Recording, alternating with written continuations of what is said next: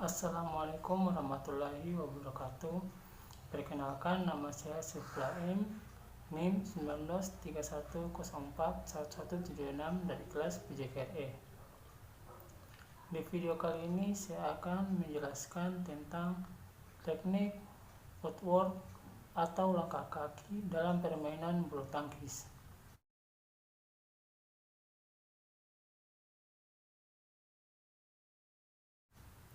Baik, langsung saja ke videonya. Dalam bulu tangkis, penempatan posisi kaki memang berperan penting sekali, dan itu menentukan jalannya permainan.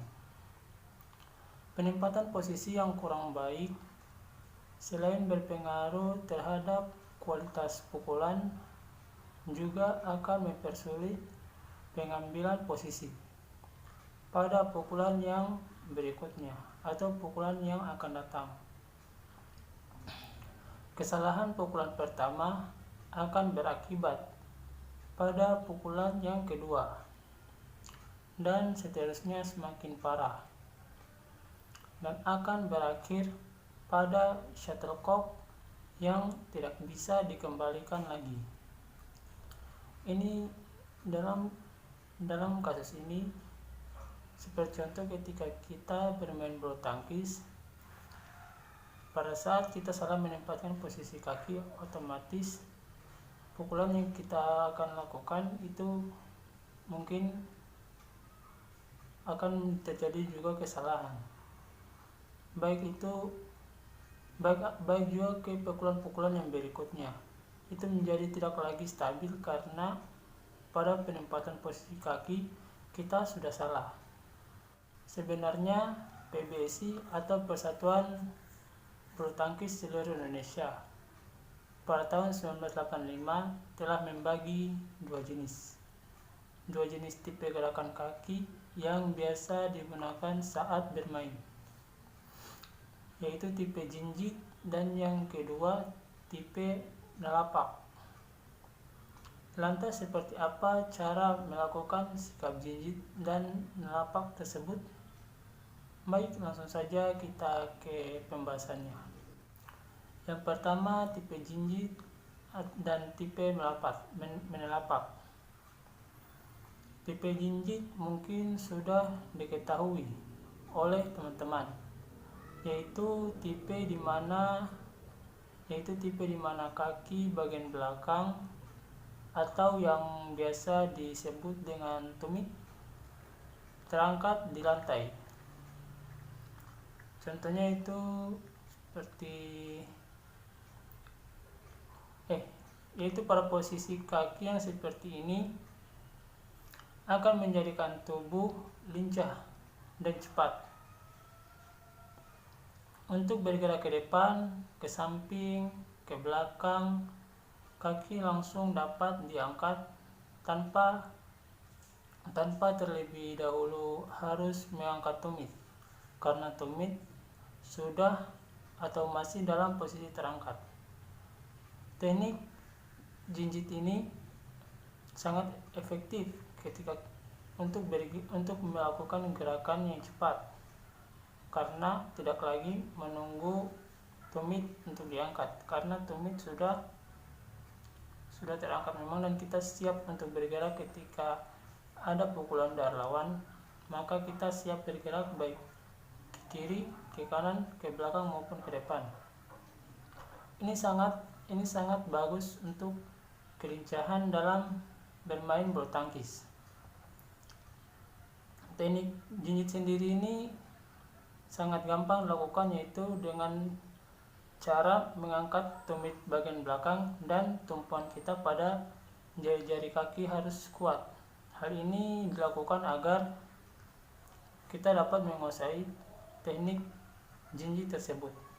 Berbeda dengan tipe menelapak, tipe kaki ini adalah tipe kebalikan dari yang pertama, yaitu tumit menempel ke lantai. Untuk melangkahkan tumit harus diangkat terlebih dahulu, baru kemudian baru kemudian ujung kaki dapat meninggalkan lantai. Jika kita mau menghitung secara cermat, tempo dan waktu yang digunakan untuk mengangkat tumit dari lantai kurang lebih 1/10 detik atau bisa juga lebih.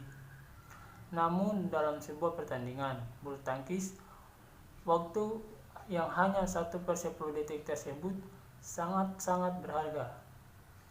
Ketika kita terlambat mengejar bola, maka poin kita akan diambil lagi oleh lawan.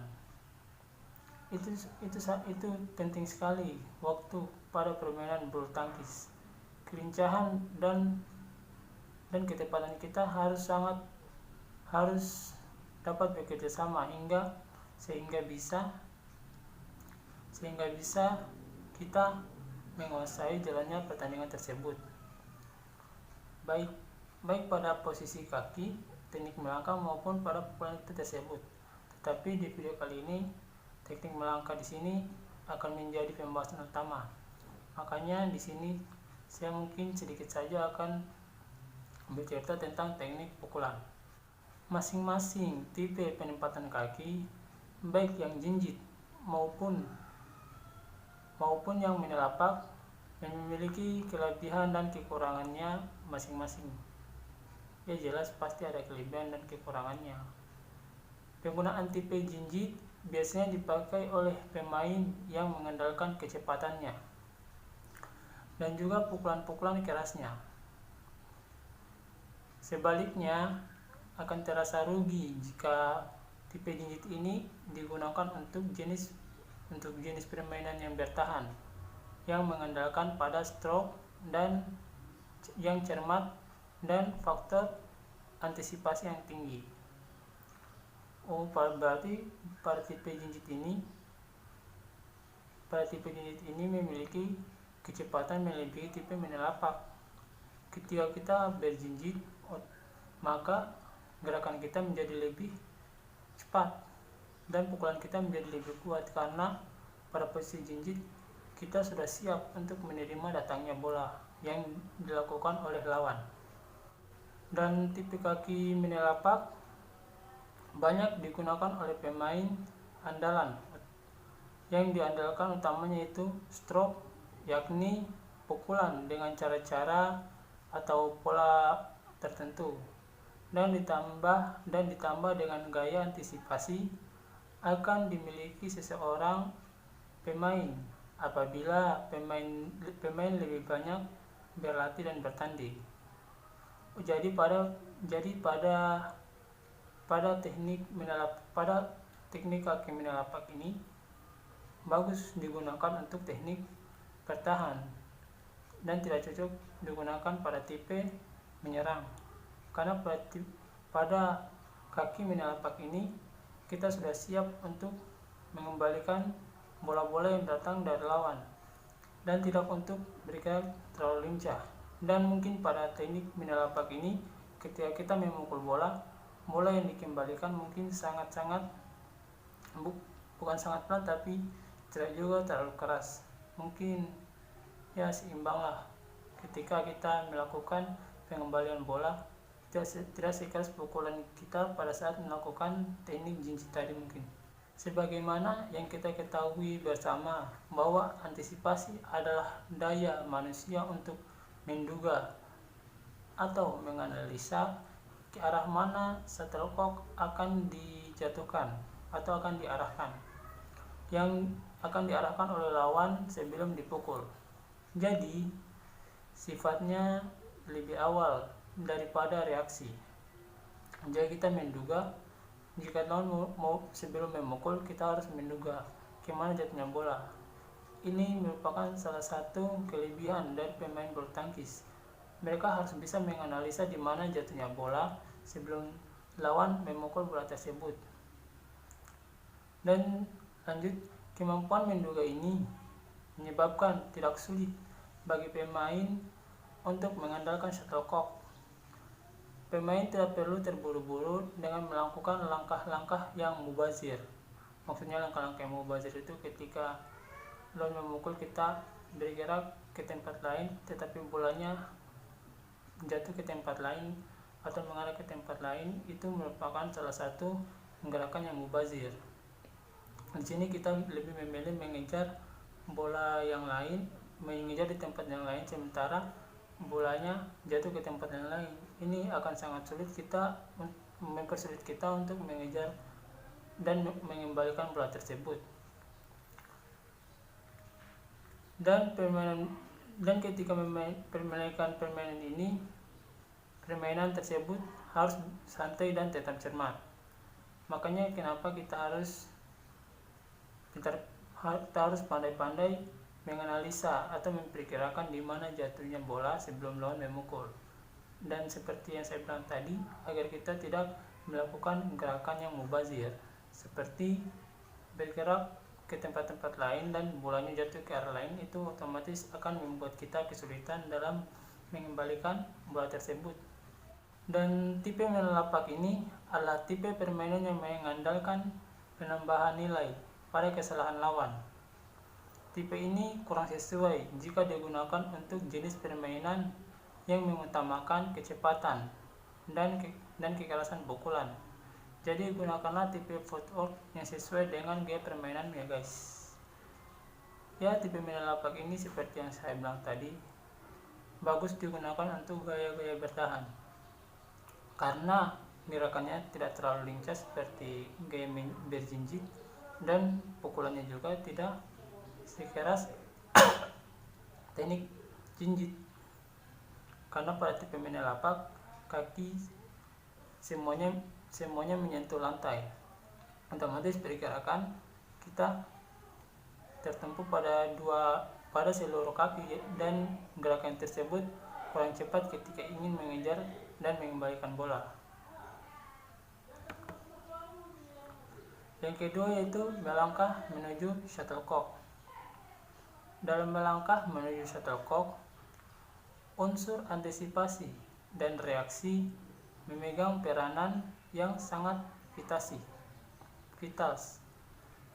Pengaturan langkah menuju shuttlecock dapat berantakan pada waktu antisipasi dan reaksi terlambat. Jika menghadapi lawan yang memiliki pukulan tipuan, maka berhati-hati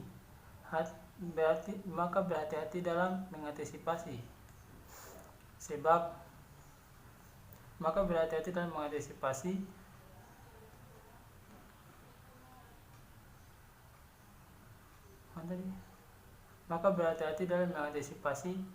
Lanjut ya. Sebab bergerak sebelum shuttlecock dipukul akan menyebabkan adanya gerakan yang salah. Gerak seperti ini adalah reaksi terlampau cepat terhadap adanya pukulan yang datang dan yang akan disangka akan tiba. Untuk mencegah hal ini, tentu saja sebaiknya jangan bergerak dari tempat sebelum shuttlecock dipukul oleh lawan. Makanya seperti saya bilang tadi, ketika bermain bulu tangkis kita harus pintar menganalisa atau memperkirakan datangnya bola, dan ketika kita sudah memperkirakan bahwa misalnya lawan memukul dengan keras, kita harus menganalisa dan memperkirakan di mana jatuhnya bola tersebut. Ketika kita sudah menduga apakah di kanan, kita siap-siap bergerak ke kanan dan ternyata benar, maka otomatis gerakan kita secara refleks bergerak ke kanan dan pukulan yang dihasilkan juga semakin keras.